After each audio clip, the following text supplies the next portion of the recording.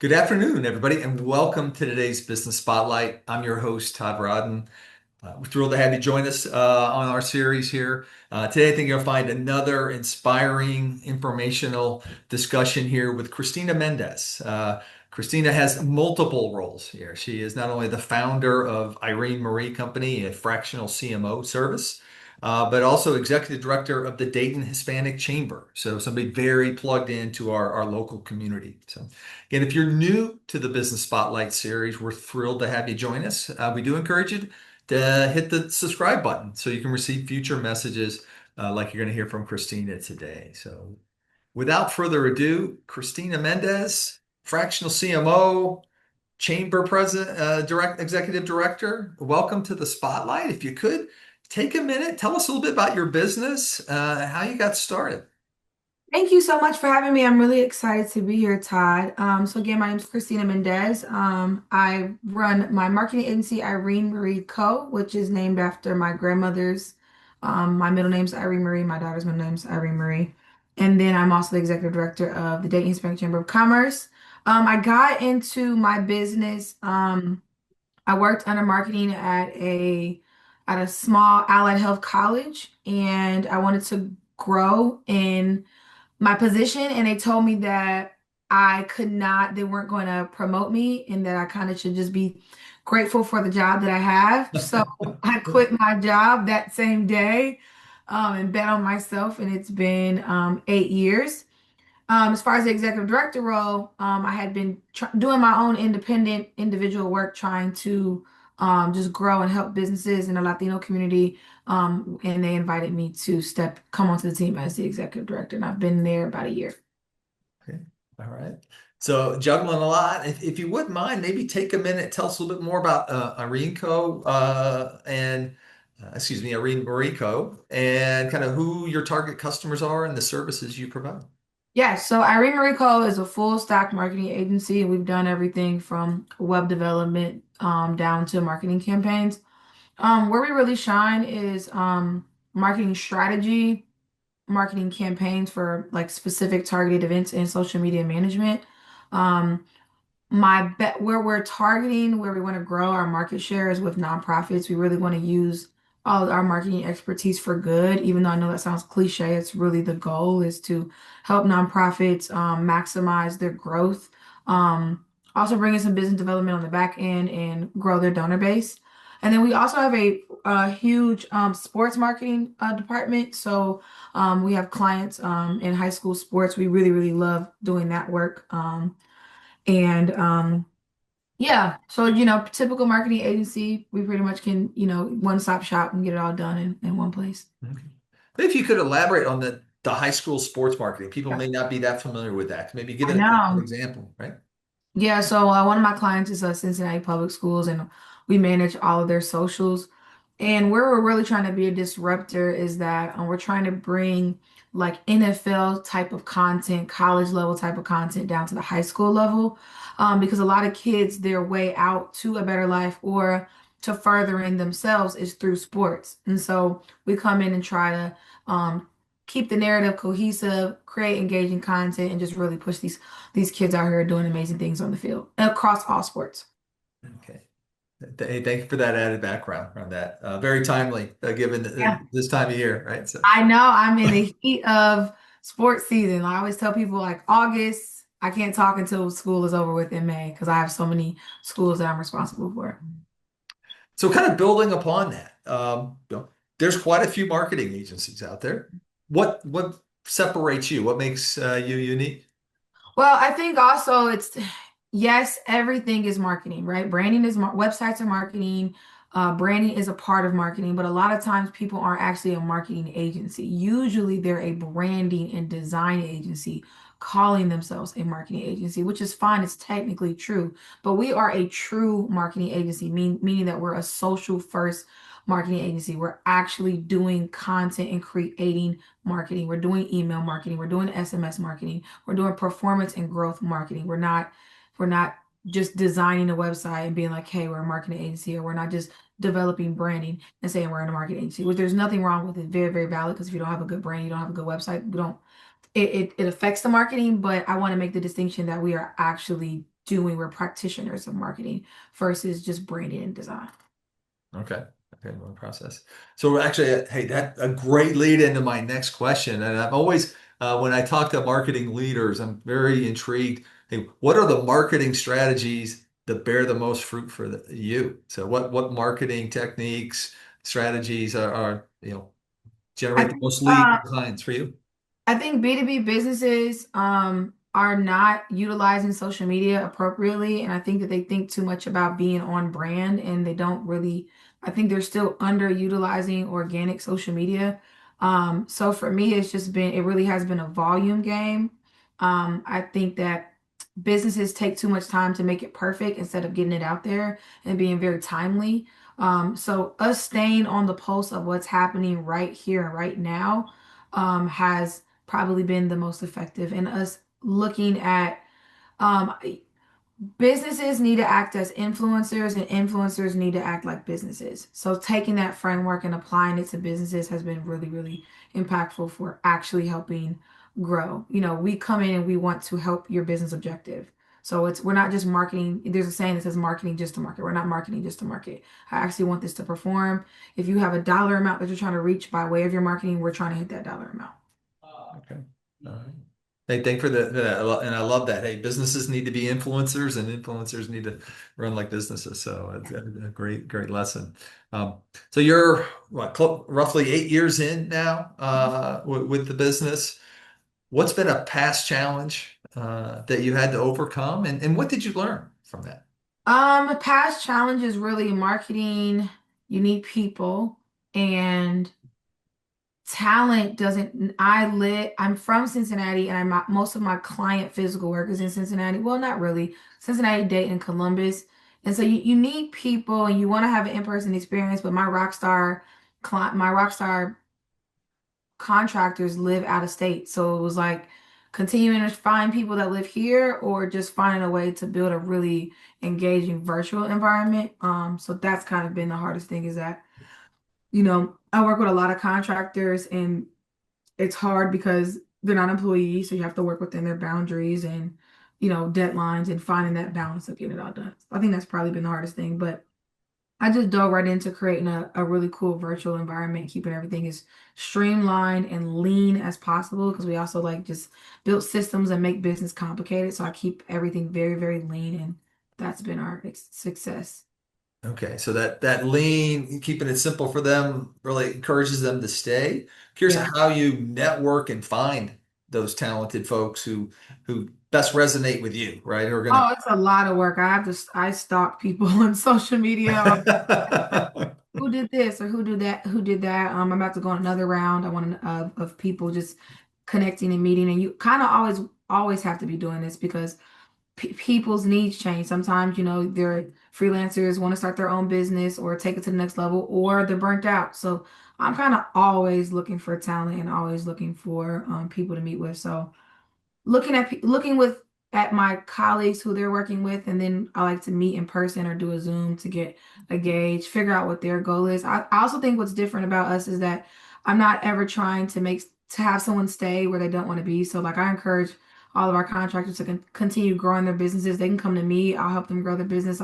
It's not really a competitive. It's a very collaborative environment.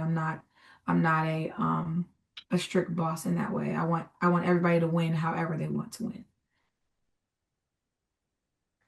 So you shared that, hey, past challenge sounds like maybe kind of is an ongoing, right? Almost an Right. evergreen challenge, right? Right. Is there something else right now as you look out kind of the front window, you say, hey, this is something we're trying to solve for now?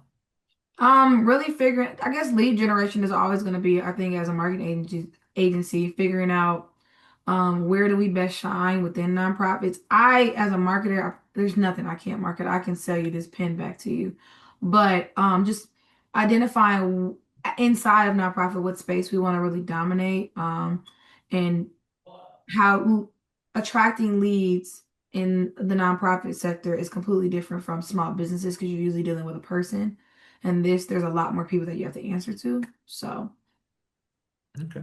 it's been an Could interesting. you elaborate a little more on that, nonprofit versus the for-profit business? Well, nonprofits have boards that they have to respond to, and the key, even if you meet the key decision maker, they still have to go get approval from a board, and the chamber has a board, so I'm used to that. Small businesses, they can make the decision because it's their business, so we can get a deal done if they want to do it within a day versus um, same as B2B. Nonprofits and B2B, that deal takes a lot longer to do.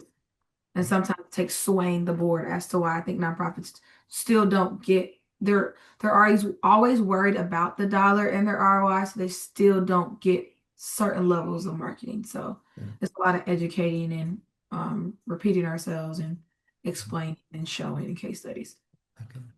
And so you mentioned a couple times now, hey, you not only have the fractional CMO business, but also you're the executive director of the Dayton Hispanic Chamber. So so how do you manage your time? How do you juggle all that, right? Keeping everything very, very lean, having boundaries in place. So knowing what's worth my time and what's not worth my time. I do work all the time. I'm not going to glamorize it. I don't like the work-life balance conversation. I think it's a myth.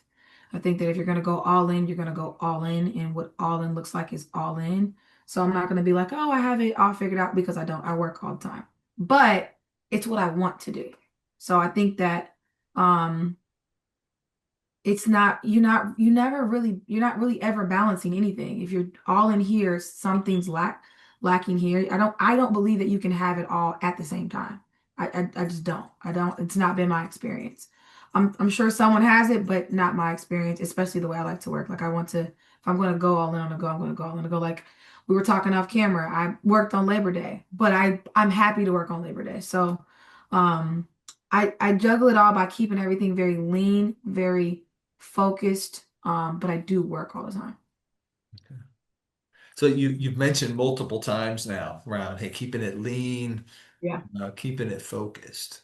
Um, Great things to say, harder sometimes to do. So are there kind of methods or processes you have in place to keep that focus and or what have been some key wins to keep it lean? I don't know, is it leveraging AI or some other system tools?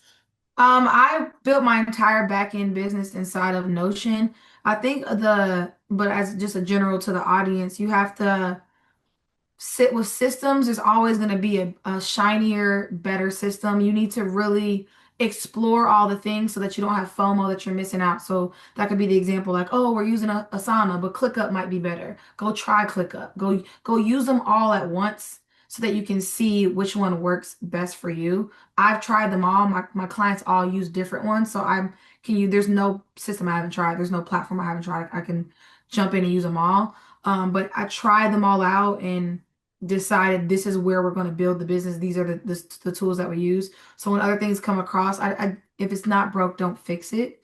So I think that's what has helped keep it lean. And if it's not going to help make the business run more efficiently, why do we have it? Because someone else told us that we need it, Yeah. or because the industry says that.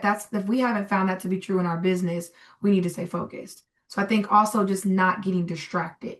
Like we're looking towards the goal and having your business. I always tell people you don't have a business if you don't have profit, clients or customers, and systems. So if you have profit and you have customers, but you don't have systems, you don't have a business. You can't sell that to anybody. If someone wanted to buy your business tomorrow and then you let them access to your business, you don't have it. Yeah. So just figuring out a way to centralize it and staying focused and not looking at all the things that, there's always going to be something new that someone's going to tell you that you need. But you have to be able to discern for yourself, do I need this or not? So I can always look at stuff and be like, we don't need that.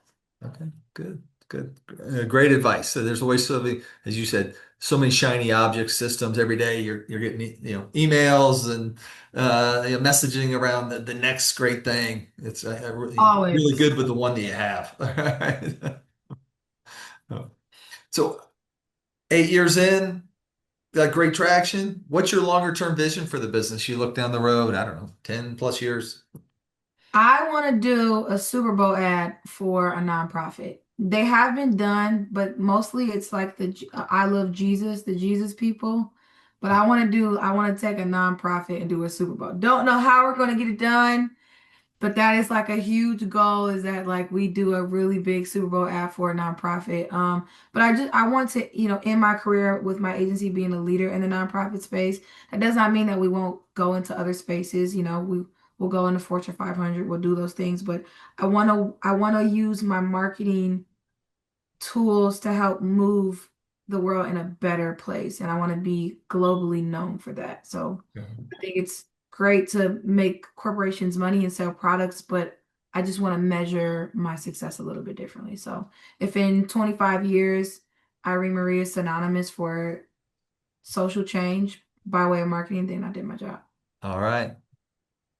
Pay attention to those future Super Bowl ads. It's coming, right? I'm going to do one. Well, I'm going to have a Super Bowl ad one way or another. I don't know how it's going to work, but I've set the intention and Mhm. it'll come to me.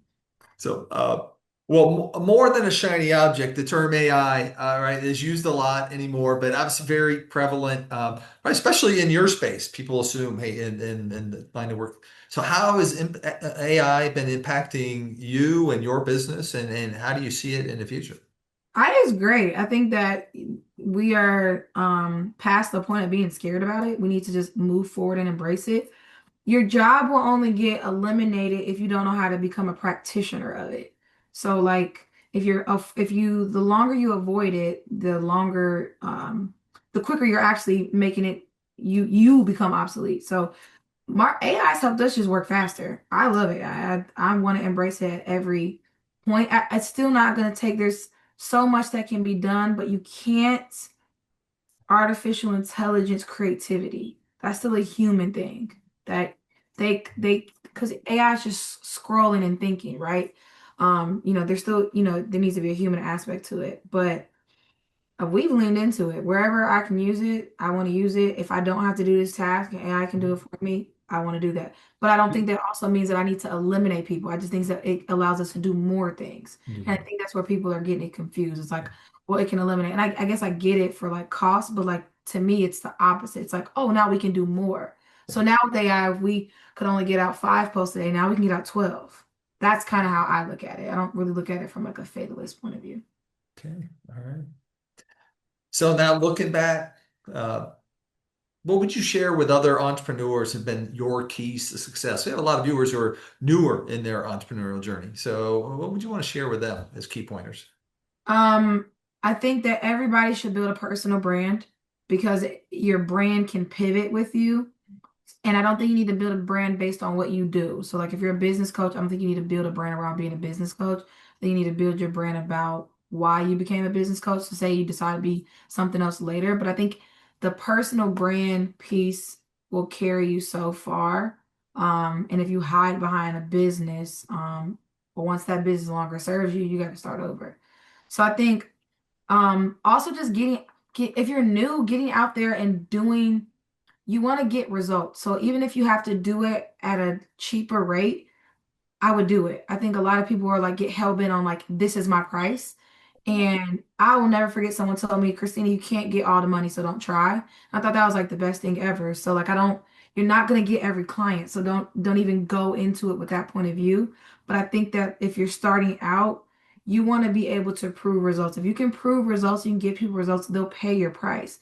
But sometimes may means doing it at a discounted price or doing it for free. I did a lot of work for free when I was trying to legitimize myself. I didn't have to do that much because I was already a marketing director before, but they didn't know me in the capacity of doing it for myself. Get out there and talk to people, take as many meetings as possible, and also be realistic on what your goals are. If you want to go fast, quickly, you need to hire people and you need to be willing to work. Don't be like, I want to make $1 million in a year, but I only want to work 3 days a week. That's not happening. It Yeah. can't happen, but it's unrealistic when you don't have that much skin in the game. So I think people just be willing, like leave your ego at the door if you really want to win in business, especially in those early years. Be willing to just come on board, do whatever to get those case studies and document. Document as soon as you get a win, document that. Because I got a lot of wins early on when I was an entrepreneur that I didn't really document. So then when I had to go back and like show what I had done, I had to go look for all the stuff. And I could find it, but if I would have just been documented, like, hey, we got this result, here's a case study every single time, it would have been way easier for me. Great examples. Thank you for sharing those. Hey, leaders are learners. I firmly believe. So I'm curious, would have been great channels of learning for you? Maybe a leader that's been influential, a book, a podcast. What stands out for you? All things Gary V. That's Gary my favorite Vee. person. I'm going to say that in every single interview because he knows that I love him so much. But I think for more reasons than one. One, he is a genius marketer. I think he gives you practical advice. I think he is the voice of what it truly means to be an entrepreneur. If anyone else outside of Gary Vee, there is a entrepreneur named Nipsey Hussle. He was a very prolific rapper and entrepreneur. And I think that those two messages, they actually knew each other and were friends, which is funny that both of my worlds collided. But between Gary Vee and Nipsey, they serve as, I think, Gary's inspiration in marketing and realistic view of like what to expect, and then Nipsey is just inspiration staying down. And I think that in order to be an entrepreneur, you have to be in it for the long haul because entrepreneurship is not for the weak. So you have to be bought into doing whatever by any means necessary and not letting business failures derail you because you're winning as long as you're in the game. The second you quit, you're not in the game anymore for anything to happen. Yep, can't win then. Yeah, So, you can't win. It's over with. As long as you stay in the game, you can win. all right. Hey, our time flies when we get together like this. So, Right.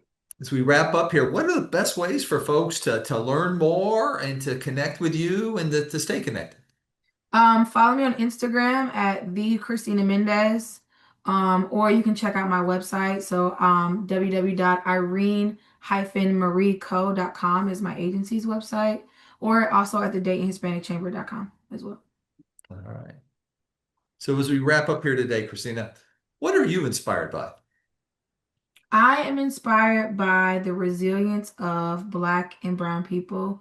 I think Black people, I'm Puerto Rican, and Brown people, we are so resilient and we continue to thrive no matter what. And I wouldn't want to be anything else. And I'm forever inspired by the things that we create and what we continue to endure and find joy in every day. All right. Well, thank you for that. So, uh, you provided an inspiring message here for our audience as well. So, thank you for telling your story, not only of your leadership with the Dayton Hispanic Chamber, but also obviously founding and growing and developing Irene Marie Co. Yeah. Thank Business is fun, not for the weak. Stay you. motivated, guys. All right. Thank you so much. And to our viewers, we're thrilled to have you join us today. I hope you took some great notes. And again, we also encourage you to hit the like button. That helps us spread the message even more. And again, a reminder, if you haven't already, hit subscribe so you can receive future inspiring messages like you heard from Christina Mendez here today. And with that, thank you all. Hope you all have a terrific day.